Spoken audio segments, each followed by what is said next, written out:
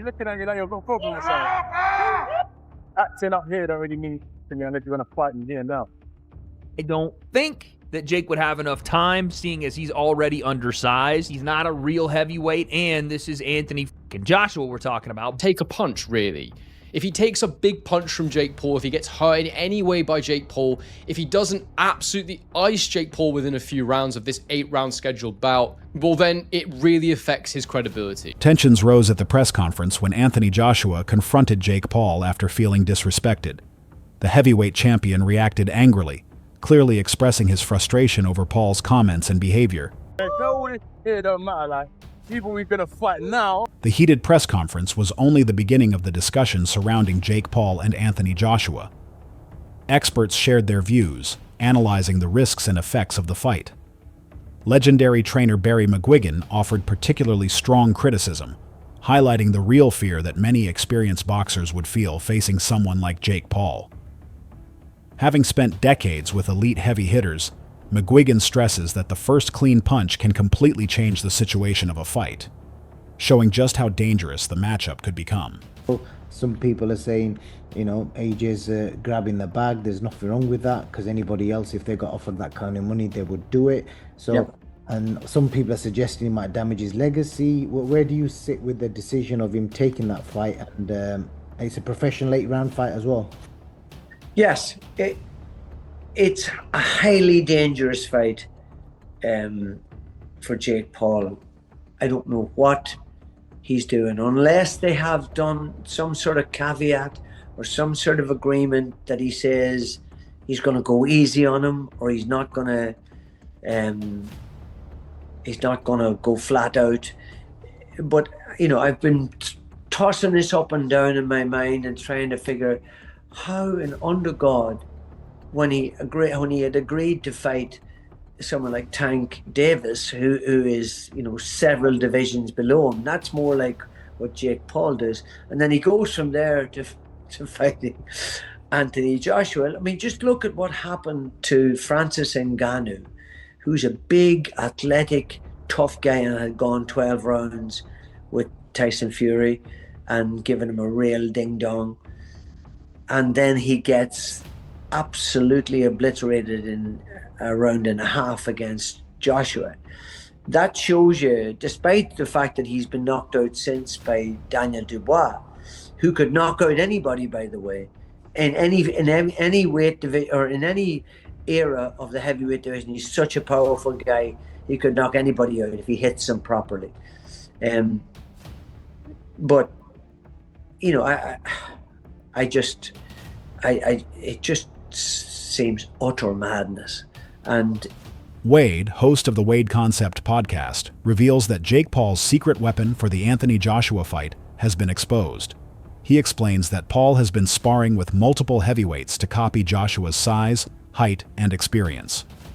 These sessions allow Jake to practice handling real heavyweight power while improving his timing and strategy.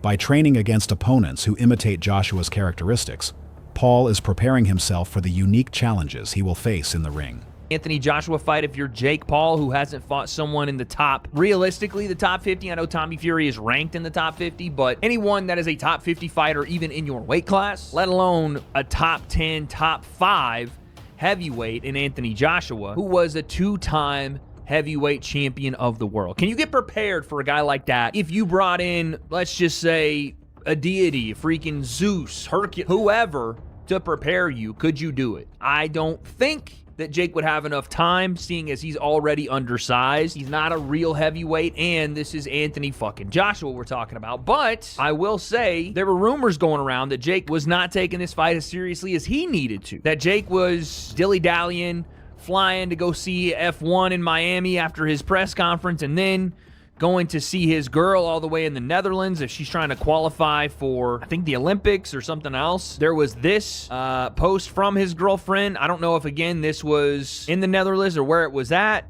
or maybe this is an old picture, but Jake flying around the world when he has a fight in about 4 weeks is probably not the greatest look, and it doesn't seem to make it look like he's taking it as serious as he needs to, locked away in the gyms of Puerto Rico. Now, again, that could have been a different picture. That could have been something else, but that's pretty shocking to see. With that being said, I want to push back on that because I do think Jake is taking this as seriously as he absolutely needs to, because this is not only the toughest fight of his career, it's the most dangerous to the longevity of his career, to his health and well-being. And so to do something like that, you need to bring in the best help possible to get ready. We already heard that Jake Paul was preparing it for Anthony Joshua by sparring the guy that Anthony Joshua was about to fight in Cassius Chaney, this gentleman right here, who was 24-3 from B-More, aka the DMV, and apparently is a top 100 heavyweight, even though it doesn't say he's actually a top 100 heavyweight, but that was what he was being marketed as by Spencer Oliver, a former professional boxer and analyst, views the upcoming Anthony Joshua versus Jake Paul matchup from a unique angle. Speaking on an expert panel, Oliver suggests that this fight is more than just a competition. It has symbolic importance for the sport itself. He compares it to Muhammad Ali's era, noting that Ali often took unusual fights that grabbed the public's attention and brought in viewers beyond regular boxing fans. According to Oliver, if Joshua agrees to face Jake Paul, he would be stepping into a moment similar to Ali's, where entertainment value meets professional sport. The match could potentially bring new viewers to boxing, exposing the sport to audiences who do not usually watch heavyweight fights, while also testing Joshua's ability to stay focused in an unusual situation. The fight also represents a cultural moment in boxing, closing the gap between traditional fans and a new, digitally engaged audience. Oliver's comparison to Muhammad Ali's unconventional fights shows how high-profile matches can increase viewership and create global attention.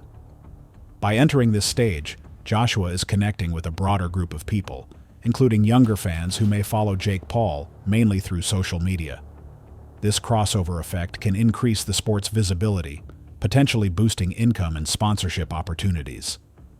Analysts suggest that the cultural impact could be as important as the fight itself, making it a landmark event in the ongoing development of professional boxing. Goes in, pops him a few times in the face, walks out of 150 million quid. No one will remember the fact he fought Jake Paul. They remember the fact he knocked Klitschko out in Wembley in 2017. Totally agree with that. So I'm kind of, whilst I don't like it, and I don't like the way that Jake Paul gravitates to these brilliant athletes and like a moth sucks the life out of them because he gets a benefit of association, because I think they deserve all the association.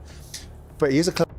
And there was opportunity there, wasn't there? Listen, commercially, of course it works because it'll be huge and there'll be a load of money on the table. For Anthony Joshua, it's like sort of, he's going to get rewarded very well with no risk, minimal risk, no risk at all. He's going to go in there and he may then put all this stuff to bed with Jake Paul and calling out all these different champions, etc., etc. So, of course it works. And when you're talking about, the credibility that Joshua's going to get, he's not going to get none now, but are people going to remember that? Of course they're not. Like, when he goes on to do what he does, didn't Muhammad Ali have some sort of strange fight in the middle of his career? Didn't he box? Yeah, he did. He boxed some non-boxing guy and whatnot. Like, people don't remember that. That's what I'm saying. Look, us as boxers, we don't remember stuff like that. It was replicated in Rocky. So, he did a version of Fighting Thunderlips, didn't he? So Veteran boxing analyst Gareth A. Davies raises serious worries about the safety of this fight.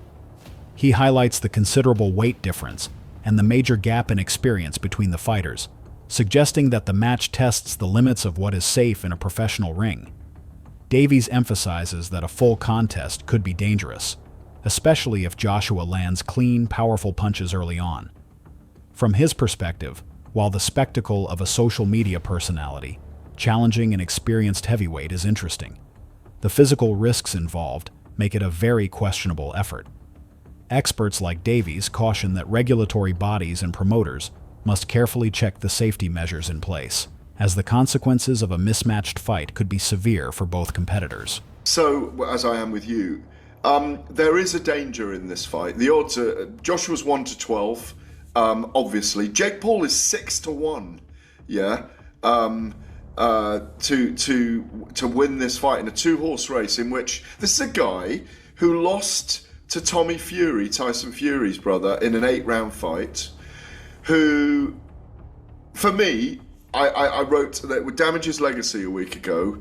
It will damage his legacy for several reasons. If the Deontay Wilder fight never emerges, which it looks like it isn't, I've been calling for that fight for ages. If those two got in a ring together, it's still a massive fight. It's a dangerous fight to sanction, in my view. It sets the wrong precedent. It is 10-ounce gloves. It is a boxing match. It's not an exhibition. This isn't a 58-year-old Mike Tyson. This is one of the most dangerous finishers in the world, who is probably 5 levels above Jake Paul and a weight division above him. I think it's irresponsible to let those two in a ring together in a proper boxing match. That's my view. It doesn't damage his bank balance, but if he earns $70 million for this, are we... Boxing analysts Angelo and Josh provide a technical analysis of the matchup.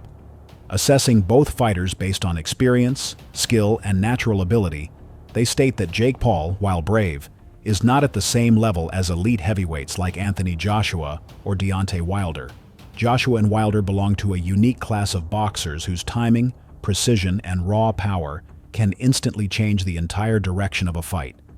Angelo and Josh emphasize that these qualities are developed through years of tough training and natural physical advantage, traits that smaller or less experienced fighters cannot copy. They note that courage alone does not equal skill. And while Paul's confidence is noticeable, it does not replace the deep preparation and instinct that professional heavyweights bring to the ring. I just don't think that he could compete at the highest level, and I don't think he'd beat the top 5, top 6 guys.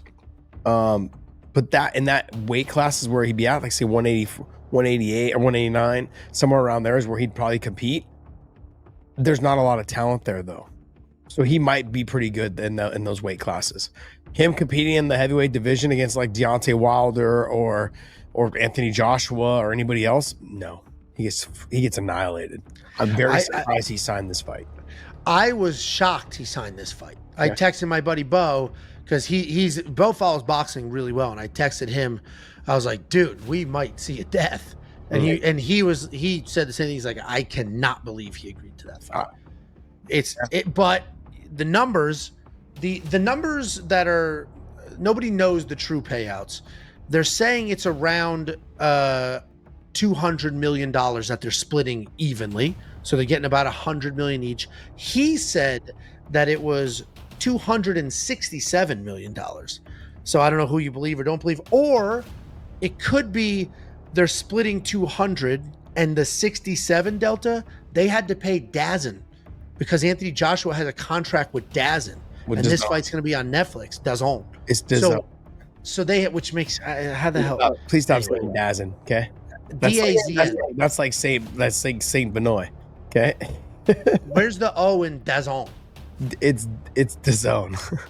Well, there's no O or no E at the end. It's DAZN. But so they had to buy. They basically had to buy Anthony Joshua his permission to do this. Henry, a boxing analyst, argues that the risks in this fight are not one-sided. While most of the discussion focuses on the danger Jake Paul faces fighting a champion, the analysts stress that Anthony Joshua is not immune to risk. Even a small mistake in performance or judgment could create an opening for Paul, potentially hurting Joshua's reputation despite a likely win. They emphasize that for a fighter of Joshua's status, any result that is not a perfect win could be seen as damaging rather than confirming his strength. The analysis highlights that the fight is far from a guaranteed showcase for the champion, and that both participants carry major consequences for their reputation, public image, and professional legacy. The reason this creates immense risk for Joshua is because even if Joshua wins this fight, it has to be perfect. There cannot be a moment of hesitation from Anthony Joshua. He can't look mentally shot. He can't take a punch, really. If he takes a big punch from Jake Paul, if he gets hurt in any way by Jake Paul, if he doesn't absolutely ice Jake Paul within a few rounds of this 8-round scheduled bout, well then it really affects his credibility. All the things that have ever been said about him, he's a hype job, he's been coddled. He didn't really want to fight Deontay Wilder when they were both in their prime. He's just a big bodybuilder, as Tyson Fury loves to put it. Anyone who's ever doubted him will have absolute ability to do so. And so the fact that this is actually a sanctioned fight, it tells me that Anthony Joshua cannot be going in there or will not go in there and try to carry Jake Paul. Otherwise, it might as well just be an exhibition. If he does go in there and carry Jake Paul, my fear for him is that most people will not be aware that that's what he's doing. Reputationally, it would just cause serious damage. And like I say, I think the only way he comes out of this unscathed, reputationally, is by going in there and securing a clean knockout. Anthony Joshua can't do anything to boost how people view him as a boxer in this fight. All it can do is damage him unless he's punch perfect.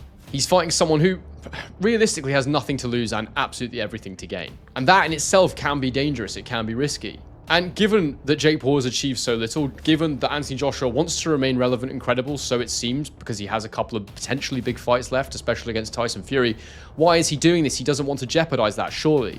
Well, I can tell you exactly how I think he has rationalized this in his mind. The first thing is that he's going to get paid an absolute shed load of money. Around 50 million is what we're hearing. I've heard 50 million pounds, 50 million USD, but whatever happens, it's a significant amount of cash. Possibly will be one of his highest ever career paydays, possibly similar to what he'd make for a Tyson Fury fight. But for what? Like 1% of the risk? I don't know. I don't know how to put it in numerical. Promoter Eddie Hearn discusses the strategic and financial aspects of the fight, explaining why the offer on the table for Anthony Joshua is difficult to refuse.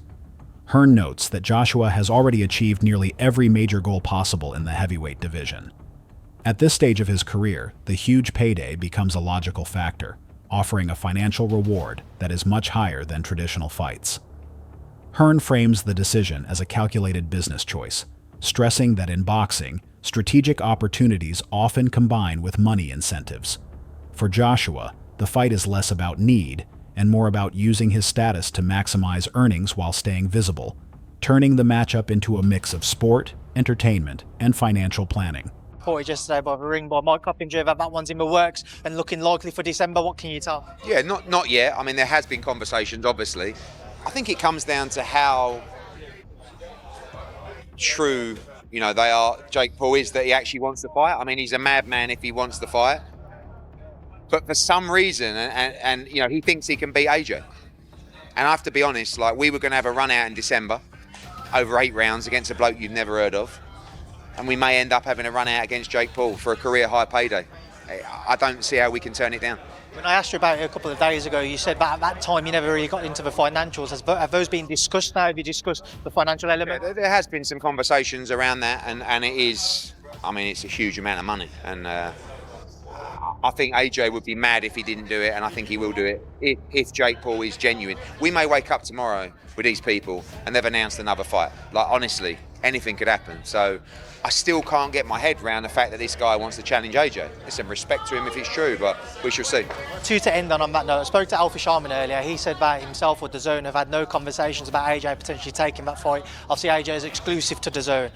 What's the situation with regards to that? Because I know apparently the fight's done. Obviously, it's not done because those conversations have to take place. I'm very confident that I can have some positive conversations with DAZN. Obviously, we'll be on a clock, but it's a 50-50.